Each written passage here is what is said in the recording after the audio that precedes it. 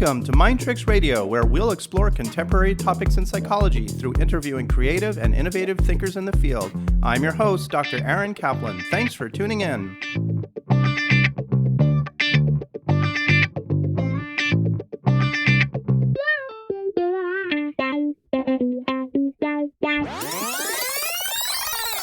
We're here today with Matthew Emerzian, author of Make It Matter, Unlocking Human Potential Through the Mattering Mindset. Matthew is a 5-time best-selling author and the first pioneer of the global mattering movement, the idea that every person needs to feel seen, valued, and significant. His work has been celebrated by Oprah, The Today Show, Fast Company, and others for helping people and organizations rethink how connection, purpose, and belonging drive human potential. As the founder and CEO of Every Monday Matters, a nonprofit that has reached nearly 4 million people across schools, companies, and communities, Matthew has spent nearly 20 years turning the concept of mattering into real-world programs and cultural change. He is also the creator of the Mattering Mindset Framework, a practical model used to help individuals and organizations build cultures where people feel they truly matter.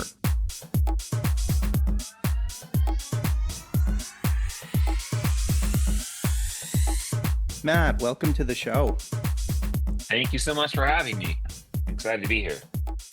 I'm excited to have you, and I really enjoyed your book, Make It Matter, Unlocking Human Potential Through the Mattering Mindset. It was a really enjoyable read and very meaningful and insightful. So thank you so much for bringing this book into the world. Thank you, my friend. You know, these books are they're labors of love, if you will. Oh, I know. They take a piece out of you for a second. I know they do. And remind me, when did this book drop officially? It actually dropped on May 5th, Cinco de Mayo, Mm-hmm. in a really emotional sort of way. And my father also passed away on that same day. Oh, wow. So it's this book is becoming a very special one for me. I bet. Wow. Talk about a lot of very powerful and emotional things happening all at one time. I'm very sorry to I hear know. about the loss of your father, Matt. Yeah, it's a this I always say, life can be beautiful, life can be messy, all at the same time. And literally that day it was on the same day. It Yeah, sure can. It sure can. Well, this subject is obviously very important to you, and I'd like to hear, before we get into the nitty-gritty of the book, Matt, sure. more about you and sort of what brought you to this point. I know that you're the CEO of this nonprofit, Every Monday Matters, and so I'd like to hear a little bit more about that. And so let's just start by giving us a bit of history about yourself and background, about who you are and how this all came to be. I mean, I grew up in a small town in Central California, and I was lucky enough to play water polo, which brought me to play for the Bruins. And a lot of my teammates were actually from Hawaii, from Punahou, and from Ilani. Yep. My son went to Iolani. Yeah, it was the what do we call it? The Punahou pipeline, I think is what we called it for a second. Then all of a sudden, Ilani players started coming over. And then after college, I was just, I was one of those people that just, I never could really find my way. I was always trying to figure out where I fit in, what did I want to do for my future. And it just was never easy or natural to me. I was always a high achiever, but I don't know that it made sense to me at most times. And so ended up going back to UCLA again to get my master's in business from Anderson School of Management. And eventually that landed me in the music industry, where I started with managing artists, managing bands, and then I was hired by Robert Kardashian of the Kardashian family fame, and he Yep. owned a very successful music marketing company, and he hired me as his SVP. And so then I found myself working with the biggest bands in the world, and the U2s, the Coldplays, the Avril Lavignes, the Tim McGraws, and my life, got to this place where it was fast, it was a slippery slope. Success was make a lot of money, have a house in the hills, drive nice cars, titles, fame, fortune, red carpets, Grammys, all the celebrity stuff. I thought in a lot of ways I kind of had checked all the boxes of success. Like, look at this life I created. I did it. And on a Monday morning, I ended up waking up with a massive panic attack, which turned into chronic anxiety disorder and clinical depression. Hmm. And so this, dream life that I thought I had built for myself came crashing down in a night's sleep. You And know, how old were you at that point? I was 31, Hmm. and I just went to a very dark place, very, very dark place, and wasn't sure that I wanted to be here anymore, frankly. And through a loving family and through the help of a therapist who I call my expensive friend. So uh, thank you to you as well for being an expensive friend. Yeah. We went to work and we had to unpack this thing, which started with just looking at myself and understanding who am I and where did Matt go? Like, as my therapist said, I was like an empty shell of a person when I first walked in there. And then looking at my relationships professionally and personally. And then eventually she gave me a motto to live by. And it was to live a life that wasn't about me. And which led me to volunteering basically, but kind of on my own volunteering, giving back every single Saturday morning. I go do something that wasn't about me, feed homeless people, pick up litter, paint over graffiti, read to seniors at a senior center. And this weekly dose of doing something that wasn't about me, about 3 months into it, I realized I started to find myself again. And the level of significance and meaning and purpose I started feeling in my life on those Saturday mornings far surpassed anything that I did throughout the whole week.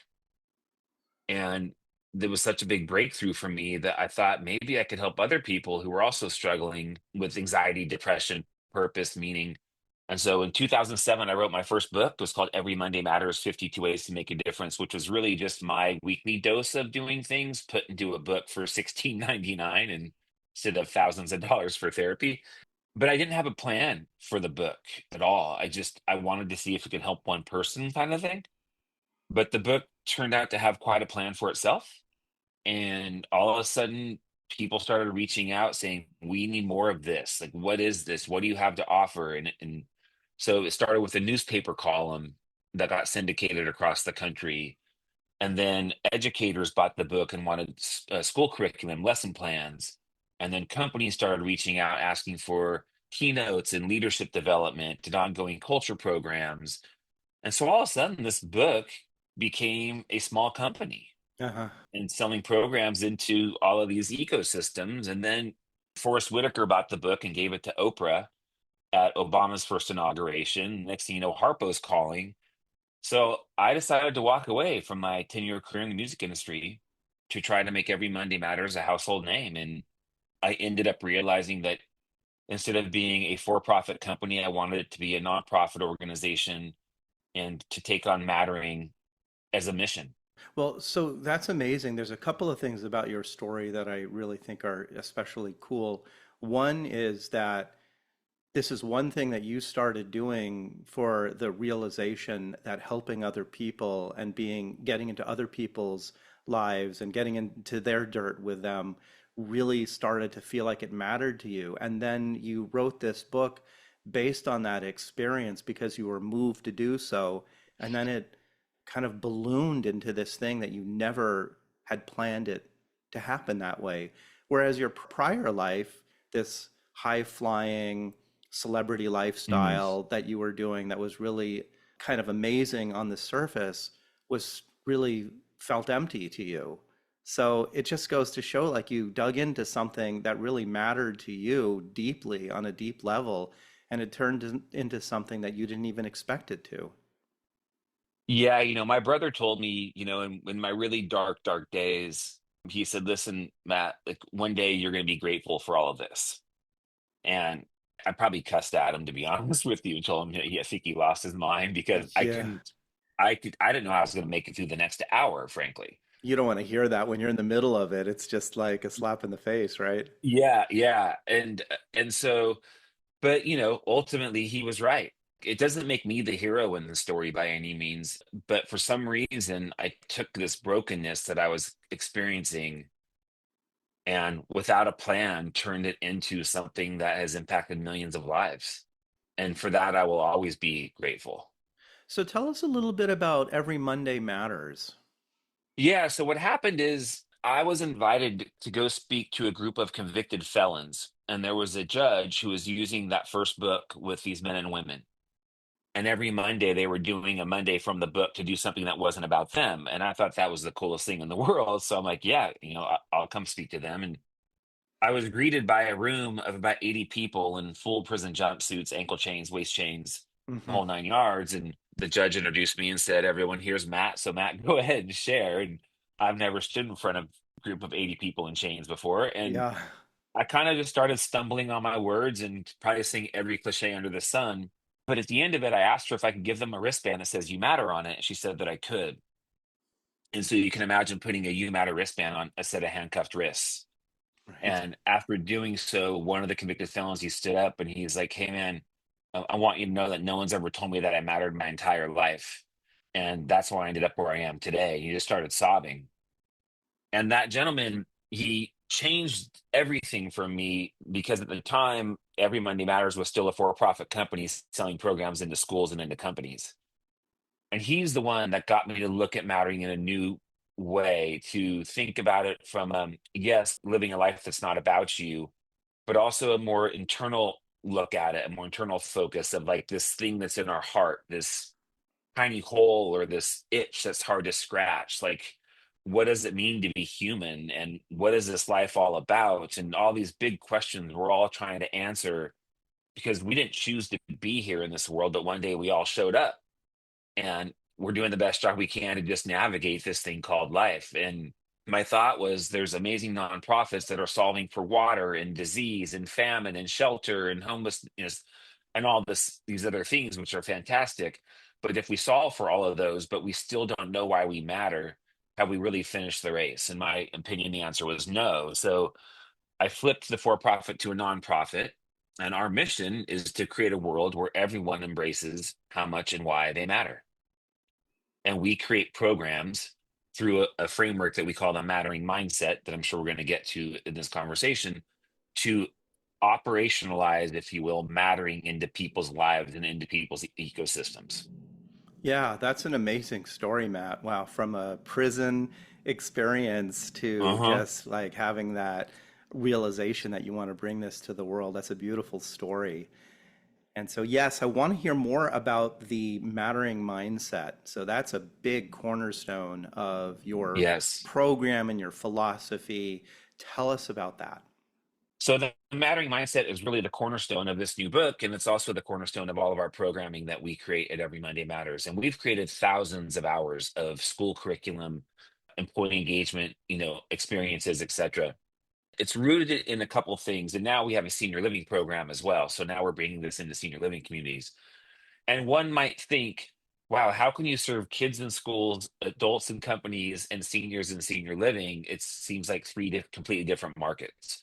And the reason why we do it is because we have our own theory of change of how you actually transform people or transform organizations. And it's rooted in the mattering mindset. The first step of that is really understanding that mattering is at the core of everything. That in life and at work, we believe that mattering is at the core. And from there, there's three ways of looking at it. There's the I matter, like valuing my own inherent worth just for being here as a human. That's all I need to know that I matter. And we can go deeper into that. Then the you matter is how I impact those around me with my thoughts, my actions, my beliefs. We're all experiencing each other at all times and really owning that experience and how you can curate that experience to impact those around you. And then the we matter is that, we're in this together and we can do incredible things together that can only be done together. And so to celebrate that connection on a larger fabric of humanity, if you will. From those perspectives, as I, you, we matter, we then go into values that matter. And we ask a question. We've been asking this question for nearly 20 years is if there's one word the world needs more of today, what is that one word? And we've collected hundreds of thousands of these words. And from that, you put them into what chat GBT or you put it into some sort of program and you see what rises to the top. And it's words like love and compassion and empathy and understanding and kindness and grace. And these are the things that everyone says we need more of in the world. And so, how do we create programming that drives these values, if you will, into people's lives through the lens of I matter, you matter, and we matter? And that's really the programming side of thing. And our belief is as you start to live your life through these values, seeing the world through IU, we matter, it changes the way you start to see the world and perceive the world, and which ultimately changes your behavior, which ultimately allows us to create the future of whatever it is that we want to create. That is our theory. That is our framework for transformation. And you can do that with school curriculum in schools. You can do it with corporate experiences in companies. You can do it with senior living engagements. Just as they do bingo, they can also do every Monday matters. Great. And I want to dig into the IU and we in Of greater course. detail a little bit Yeah. later because I think that is a really important part of it. And I'd like some more examples of how you engage people at all three of those levels. Before we get to that point, though, there's some other very specific aspects of the mattering mindset that were intriguing to me. And I was hoping we could fill in the blanks a little bit about why these are important to the model and to the Sure. program. And then I think once we talk about those a bit more, we can weave them into the IU and We Matter parts of it and how they're important to this. So you talk about personal agency. That's one of the points that are important to the model. Tell us what you Yeah. mean by that and why that's important. I mean, we all start at different places, right? And we all have different backgrounds. We all have our own stories. But part of all of this work, and even for myself, that I had to own when I was going through my tough times, I had to own that it was my decisions, it was my choices, it was my behavior, my beliefs that got me to that place where I hit rock bottom. And just as I had agency to get me to that place, I also could do the same thing to get out of it.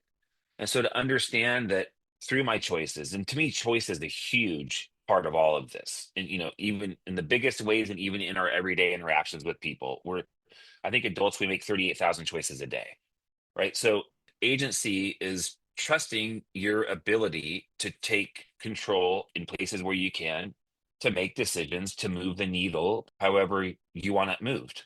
The opposite is like the victim mentality, right? That everything happens to me. Agency says, no, you can actually curate your story. And of course, you can't control everything, but there's parts of it that you can. Right. So there's an aspect of it, I imagine, that's empowering to realize that you can be the author of your own novel or your own book here. That's empowering to know that the choices you make could hurt you, could harm you, and you have the ability to pivot if you need to. But also, along with that comes the potential of fear and anxiety of like, wow, I have all of this potential to make all of these choices, and it all really rides on my shoulders. And that can be kind of a scary thing. It is a scary thing. We have a saying at Every Monday Matters. We say it starts with you, right? And a lot of this, we can talk about these concepts and ideas and just share information. And there's plenty of information in the world today, in my opinion. But what we do with it and what are the actions that we're going to take? What are the commitments we're willing to make to truly change things? Because it takes action and it takes belief that you have the ability to make those choices, to take action. And you might find that you made a bad choice, but then you're just one choice away from making it better. But people are powerful. And I say this all the time, like people underestimate how powerful they are. Everyone asks me like, Matt, you've written 5 books. How'd you write it? And I'm like, I just started writing. Right. I wish it was more complicated than that, but it's not. It's just I decided I wanted to write a book and I wrote it. Yeah. Like that's taking agency. And so whether that's something you want to do for fun that brings you joy, whether that's a habit you want to change or get rid of, or anything in between, those are just our choices that we get to make, and that falls in the camp of agency for me, and it's very empowering. It truly is, Yeah, for sure. and nerve wracking. Like to your point, this is an interesting one. So this kind of falls in the I matter camp a little bit. I say agency, but even in the you matter camp, when you really start to think about how you impact people around you, once you get that someone is always experiencing you. And so I joke, like I talk to people in elevators. Like my wife thinks it's creepy. I think it's weird that we ignore each other, right? It's like, Mhm. why would I ignore this other human being? And whether I say a word or not, that person is still experiencing me because I'm in their space, right? We're in each other's space. And I choose in that moment to say hi.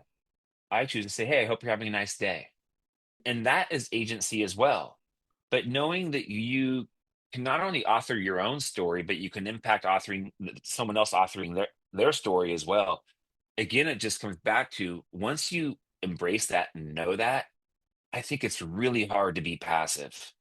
Yeah. It's really hard to litter, for example. Once you know how powerful you are, even that one cigarette butt that you think, ah, it's just one cigarette butt. No, it's not. You said it perfectly with your example in the prison. You know, you put on a wristband on one random inmate who you didn't know and probably will never meet again.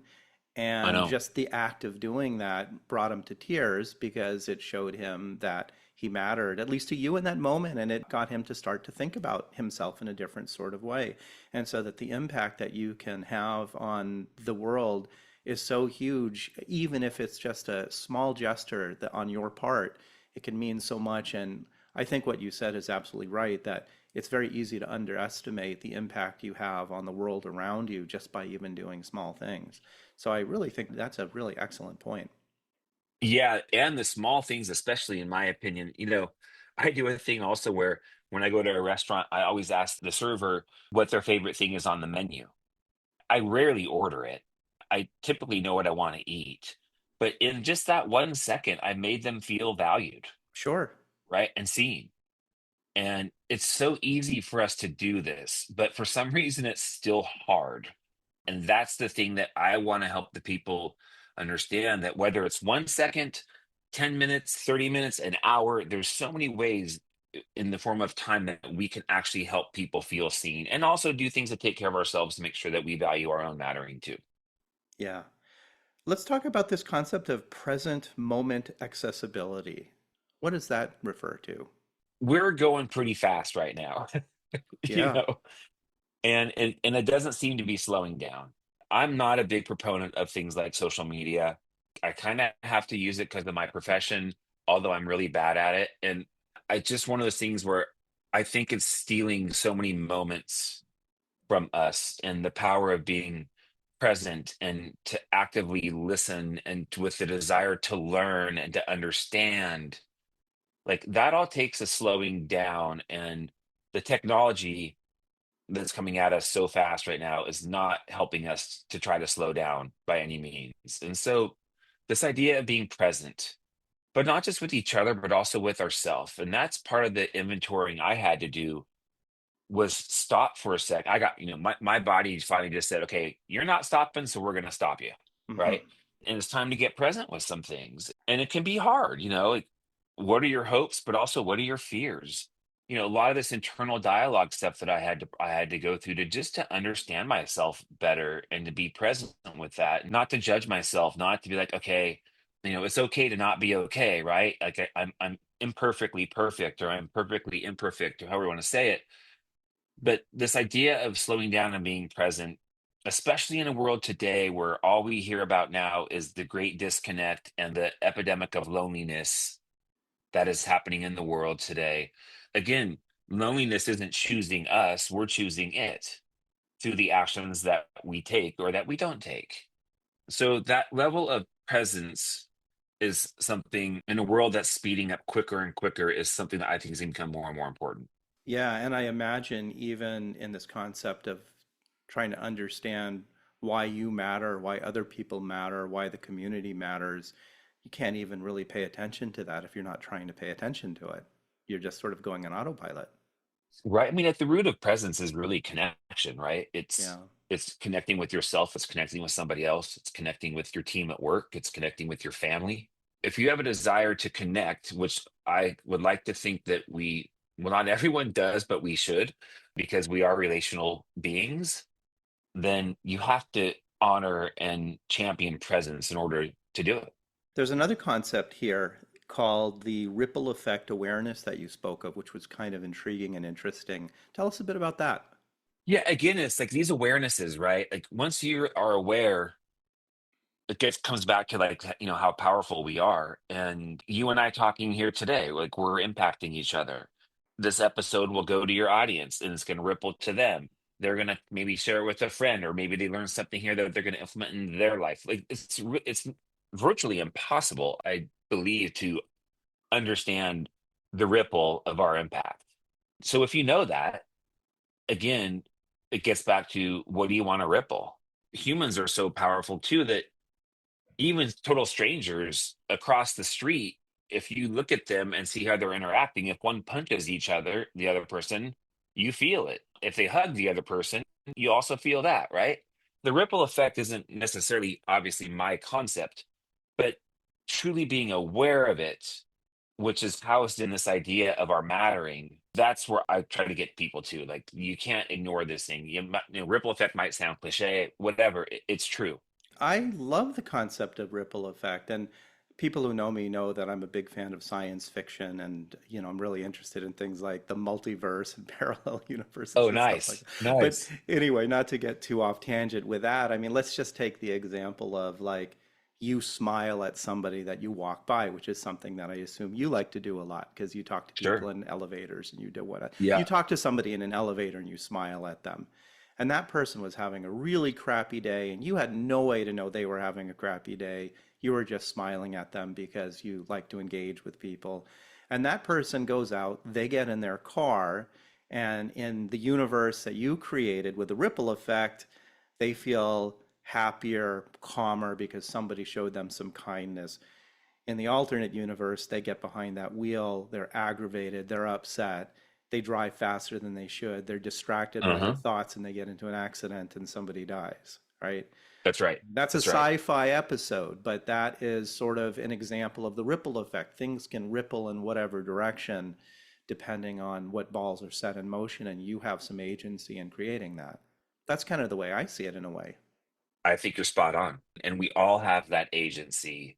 I can get like 30,000 foot view very easily, or kind of big concept. And I just sometimes imagine, like, if we had a world of 8 billion people and all 8 billion people really owned that concept alone, you imagine the universe and the alternate universes that we could create. Oh, there'd be no more war. There'd be no wars. There'd be There'd no be no any, violence against people. Yeah, because anybody who none. was creating violence against anybody was creating violence against somebody's mother or father or child. That's right.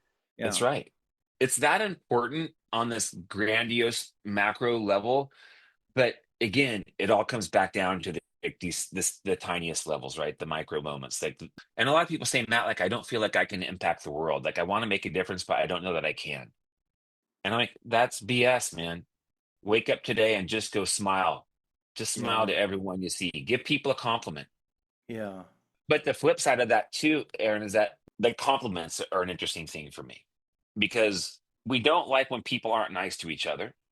And I don't really like when people are apathetic or just ignore each other. And so for me, the option is, be nice, be kind, give people compliments. The challenge with that, though, is that we're actually horrible at receiving compliments, Yeah. A lot of people are. right? And we know we deflect, we dodge, someone says, I like your jacket. You're like, yeah, I like yours too, but they're not wearing a jacket, right? Like, we are so uncomfortable when people say nice things. And that's on us in kind of an I matter sort of way, Yeah. to understand, what is it about me that makes it hard to receive that kindness? And what do I need to process? What do I need to work through in order to be like, to understand I do have inherent value. I am worthy of that person saying what they said to me, and I could just say thank you and feel that. And this is where these perspectives start to relate to each other, right? In a you matter sort of way, I give you a compliment. All of a sudden now you're in an I matter sort of way, trying to figure out how to process the compliment. And this is how they all work. There's an interrelation there for sure. And this probably lends well into another concept that you talk about in your book, and it kind of naturally comes up as an important concept. This concept of why success and achievement aren't really good measures of mattering. What can you say about that? Mm. I actually think that in a lot of way, success and achievement has gotten in the way of our mattering, right? Because we're led to believe, like, bigger, stronger, faster is better. Part of that is, we live in the United States of America. It's a capitalist country. You're valued in a lot of ways by the system, by how you perform, how much you produce, if you will. I think it's part of the reason why people kind of just step over or around, a homeless person, because they just don't perceive them as valuable because they're not producing anything. And there's nothing wrong with being successful. be as wildly successful as you want, but it's not why you matter. And so they oppose each other because, we spend a lot of our hours working, and that becomes our identity. And so you spend the majority of your waking hours either working for yourself or working for a company. And all that company is telling you is, listen, you got to perform. It's all about performance and outputs. And we Yeah. have to be financially successful, and our stakeholders, shareholders need to make their money. And so that becomes, you're a cog in the wheel. You're there to perform. You're valued when you perform. If you don't perform, you're no longer there. And so all of this stuff starts to change our identity and how we think about ourselves as what truly does matter. Success becomes this thing that we all are drunk off of. And in doing so, we lose our significance. I'm also remembering what you were saying earlier about people who say to themselves, well, what can I do to make any kind of a difference? I'm just a little small pea here in this big world. And it's sort of maybe that same kind of helping or doing something as a commodity idea. Like if I can't make a Mm. massive change in the world overtly, like I can't change policy or go save a million people from starvation, what's the point? But I think what you're sort of saying is that even doing a very small, what appears to be a small thing or small gesture can have a big difference. It can cause this ripple effect. And there's no quantifiable value of whether doing anything in the world matters any more than anything else to the individual Yeah, who's doing it. but absolutely. And I think a lot of times, like the question, like, why do we think we are here in this world and on this planet, in this life? I can't believe that we were created with the sole purpose of getting up and commuting for 2 hours a day and being stressed and being unhealthy so we can be successful. And that was my purpose. Thanks for the life. And now I'm gone. Yeah, Like there has to be something more to it than that. that's pretty bleak. Yeah, it's pretty bleak. And so a lot of this comes down to contribution for me. If I were to kind of house this in a value, success is a very self-focused pursuit. I'm doing this for me and maybe for my family, but it's this active role, and we learn it when we're kids, right? You start to learn that, good grades are the only thing that's acceptable. Winning the trophy, getting into the best college, like, it's groomed into our system. Don't get me started on youth sports today, because Yeah, that's just insane. Not that I think everyone deserves a participation trophy, but it's like it's gotten out of hand. yeah, So again, there's nothing wrong with winning. There's nothing wrong with being successful. I was successful on paper. My whole life I was successful, but underneath it all, I was gutted. yeah. You felt And lost. yeah, I mean, I was the poster child for the fact that success doesn't equal mattering. Matt, back to I matter, you matter, and we matter. Let's dig into those a bit more. If you were talking with somebody or working with somebody and you wanted to talk with them about this concept of I matter and helping them see in ways in which they really do matter and ways in which they may be undermining that, where would you go with that person? Wow, that's a great clinical question right there. I would say call Dr. Kaplan.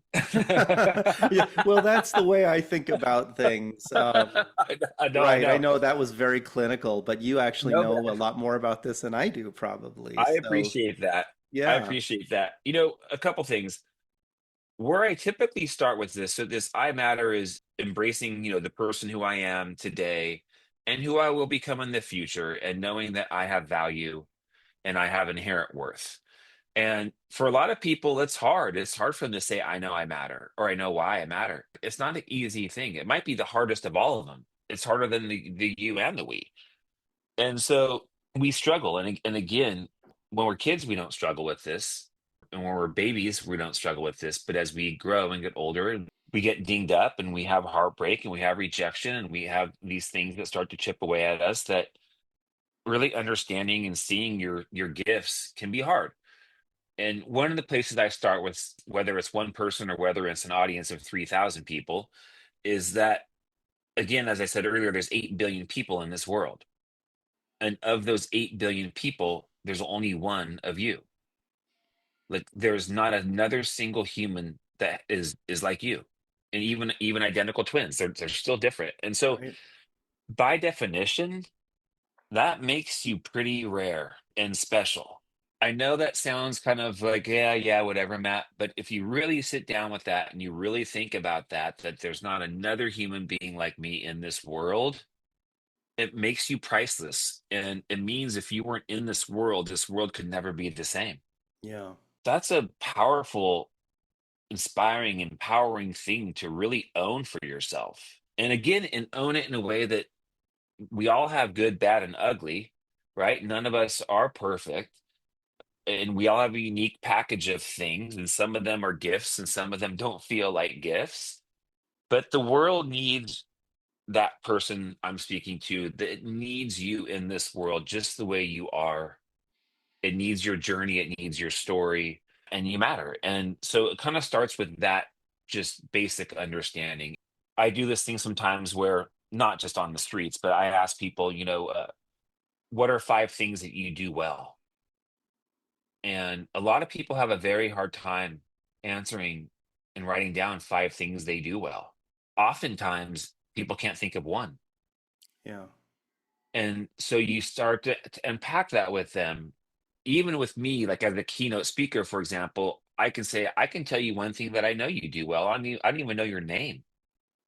But the whole time I've been up here speaking, you're one of the faces in the crowd that you've been leaning in, you've been nodding your head, you've been smiling. Like you've made me feel welcome here. You made me feel like I matter. Like, and I don't even know this person, right? But I can start to give them things about themselves. Or I say that, okay, well, if it's hard for you, what if I talk to someone who knew you really well? What if I talk to a loved one and I said, listen, I want to know 5 things over here that Aaron does well? They would give me a list instantly. And so I Yeah. start to kind of break down those steps with people. Because even if you can find one thing that you do well, and I don't care if it's you make amazing chicken enchiladas, even if you just come to that, it's like, great, then make more chicken enchiladas and drop them off at a park and feed homeless people. And you can take these things in so many ways. Well, Matt, But I mean, just getting back to the statistical probability of you even being alive among 8 billion people in a universe that is infinite, and the chances of probabilities of any one person existing, just being able to make a chicken enchilada as a human being is so improbable in the universe that it has to matter, right? it has to matter. And I forget the numbers, and maybe you know this, but the statistical chance of a human life being born, Oh, it's astronomical. it's like in the trillions, I Yep, think. yep, In the 247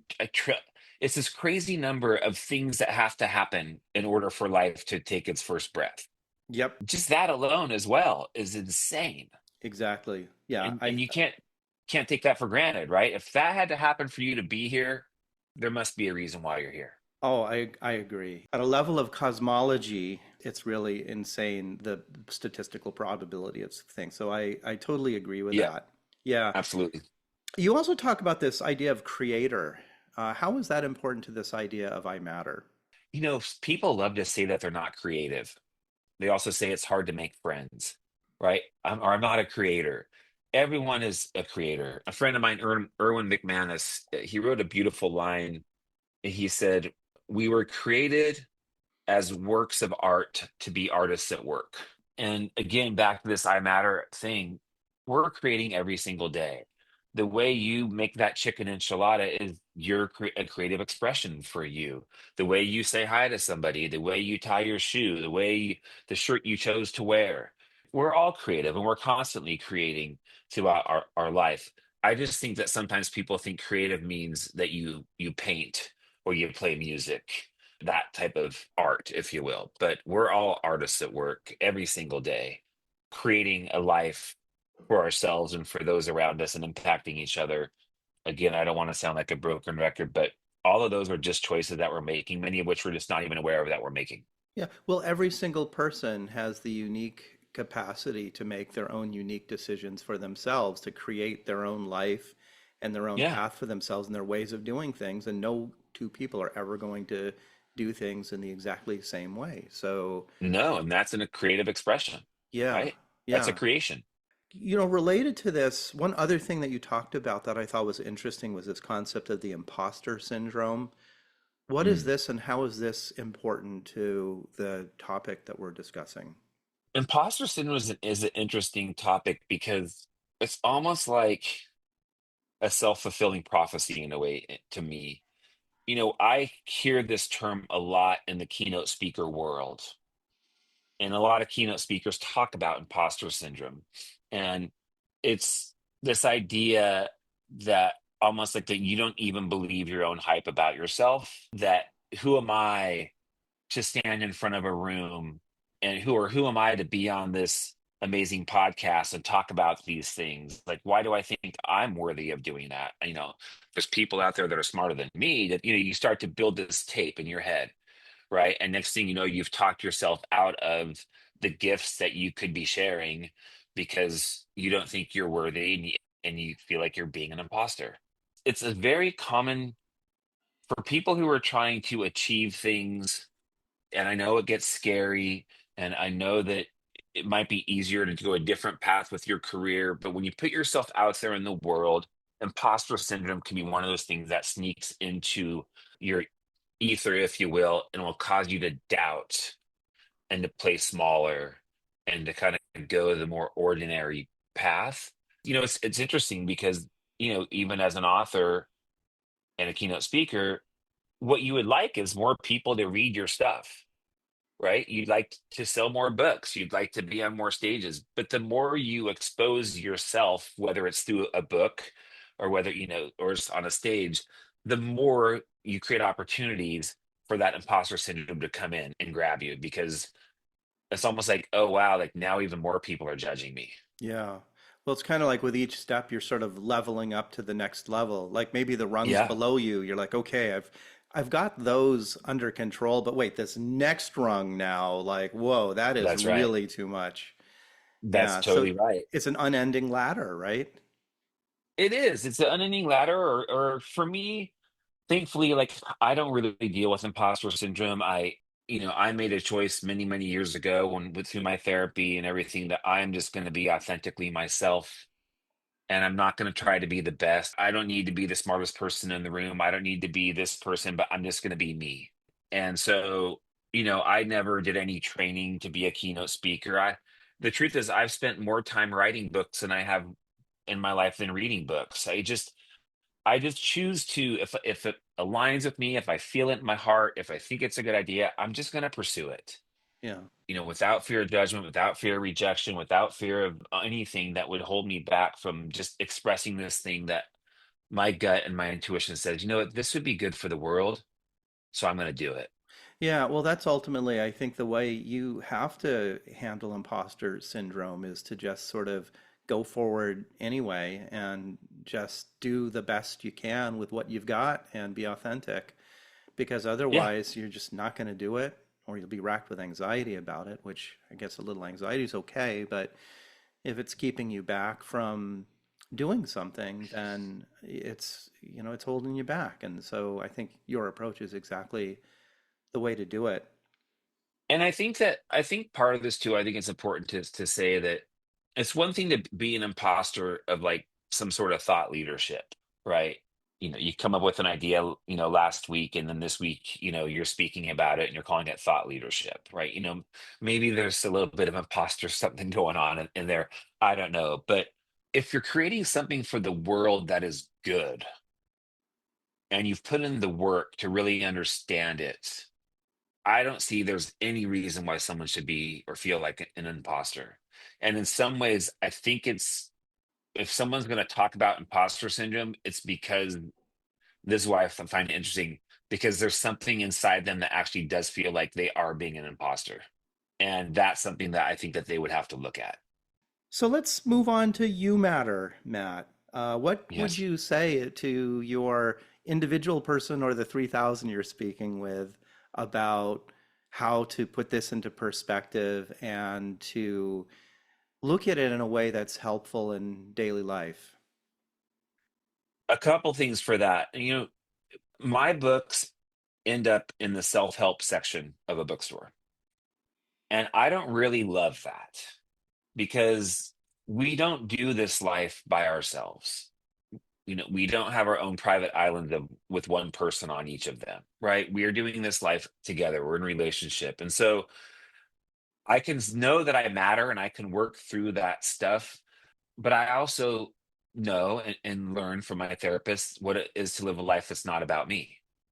And so I matter, but it's not about me. And that there's a paradox in all of that, and in parts of Africa, they call it Ubuntu, like I am because of you, you are because of me, we are because of we.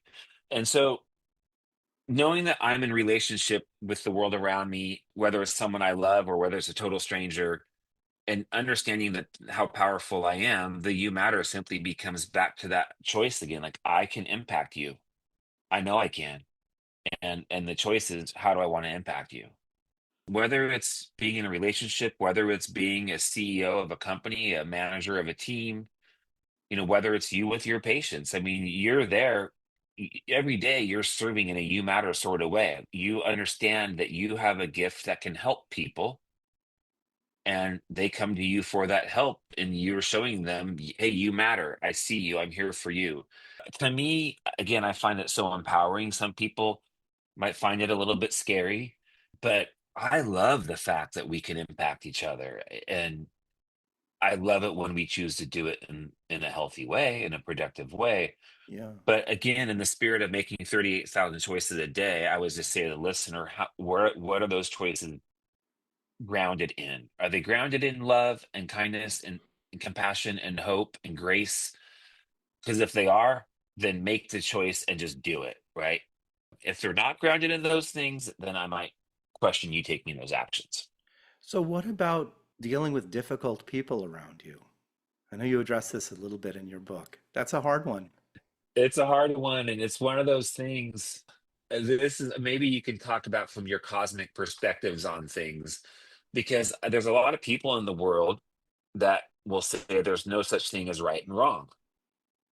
And maybe it's just me getting older. I don't know what it is, but Uh, I think more and more I don't believe that to be true.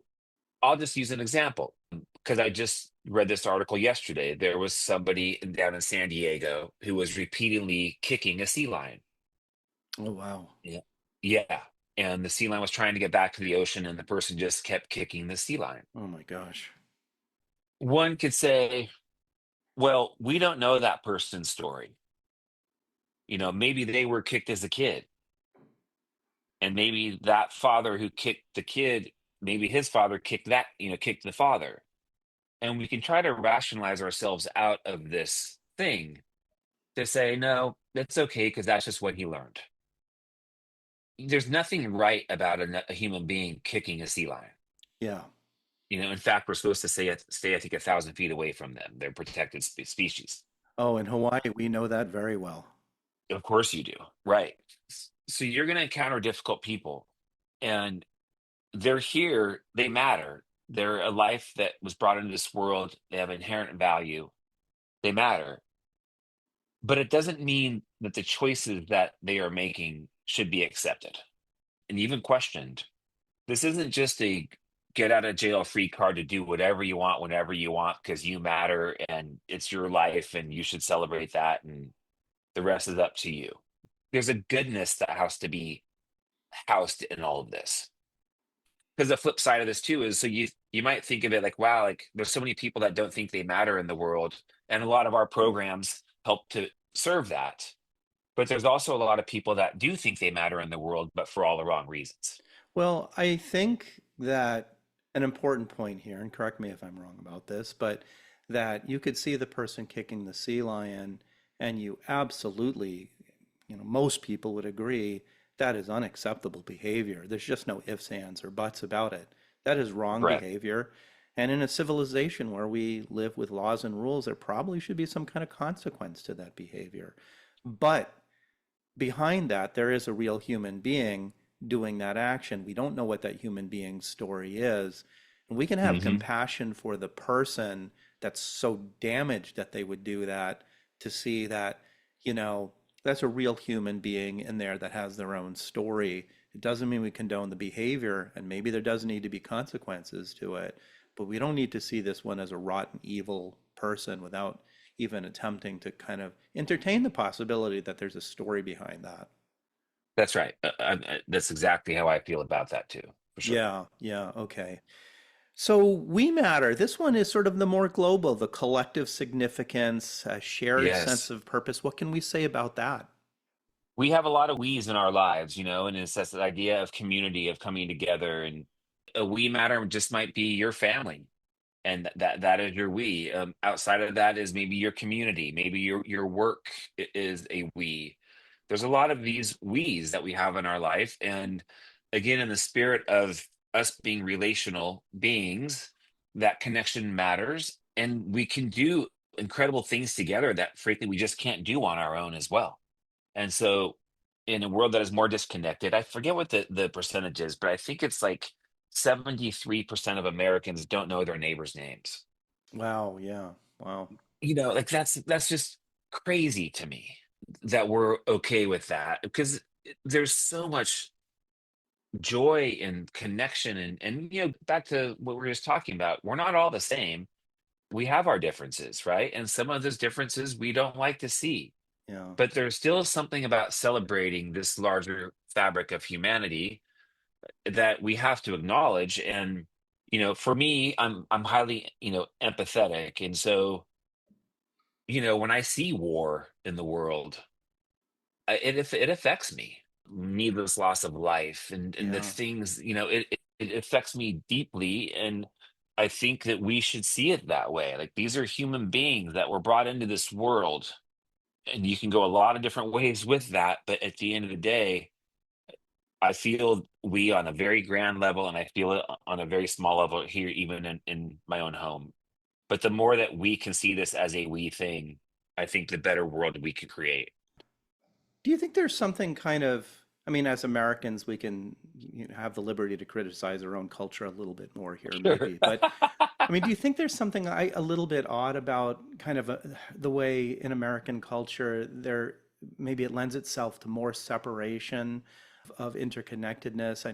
I'm thinking about my wife, for example, and she's from Vietnam, and she Mm, always comments about how strange she thinks America is sometimes. Like, you have these houses that are boarded up with these gates and these fences. And when you said most people don't know the names of their neighbors, that's what made me think of this.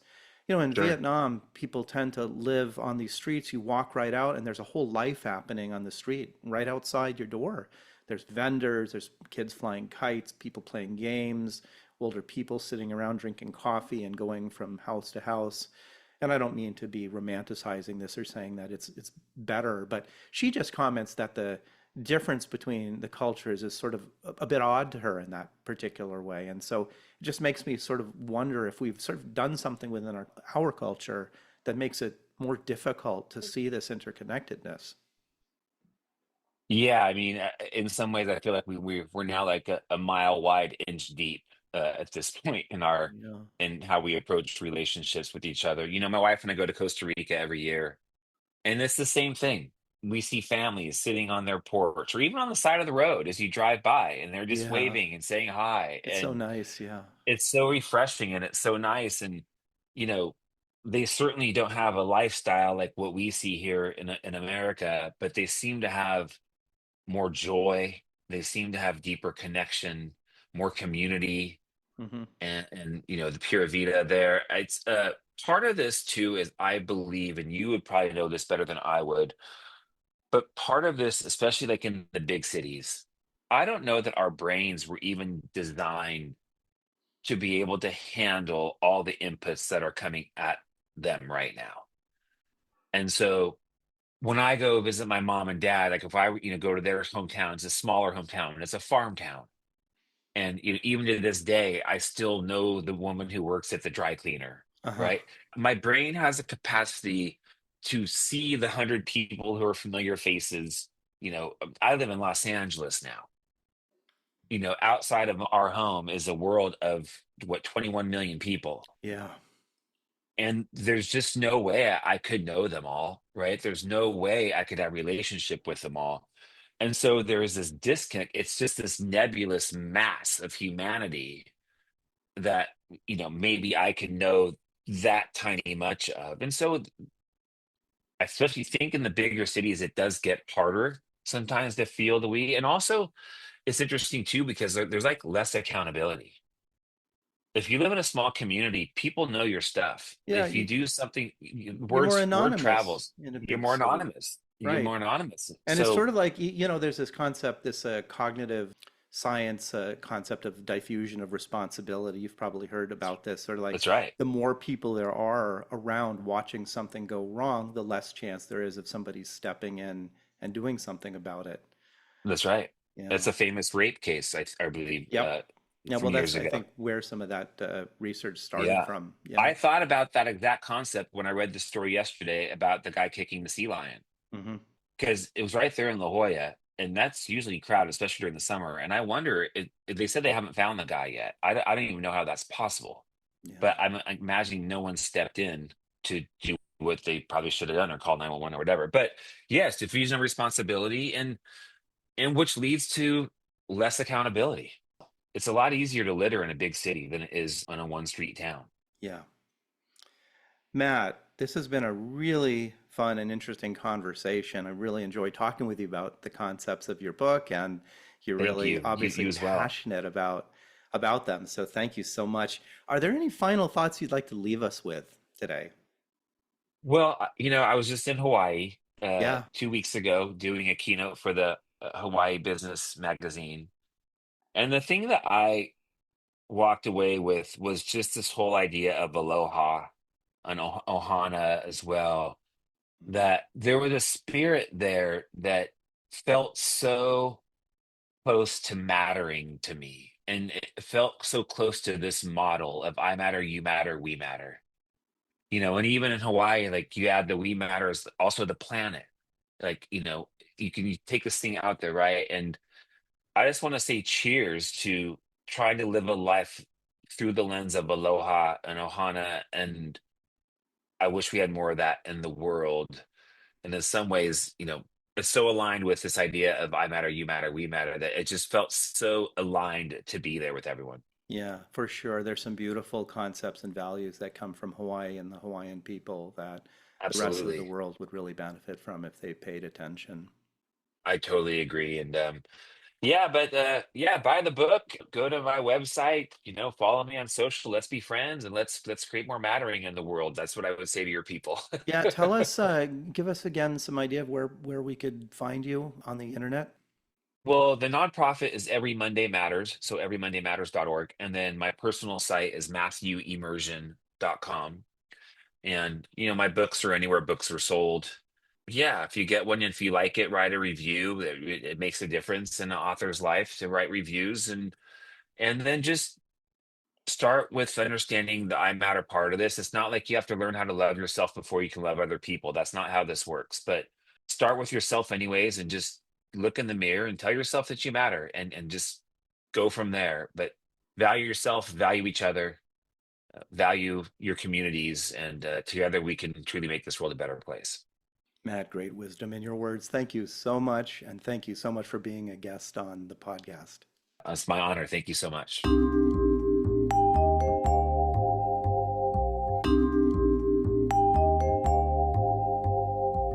Thank you for listening to MindTricks Radio. I hope you have enjoyed the program.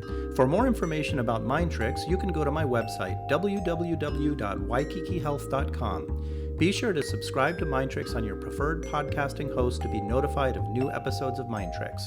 Please take some time to give MindTricks a good rating and review wherever you are listening. It really helps get the word out to new listeners. And please like and share MindTricks posts on Twitter and Facebook by following your host, Dr. Aaron Kaplan.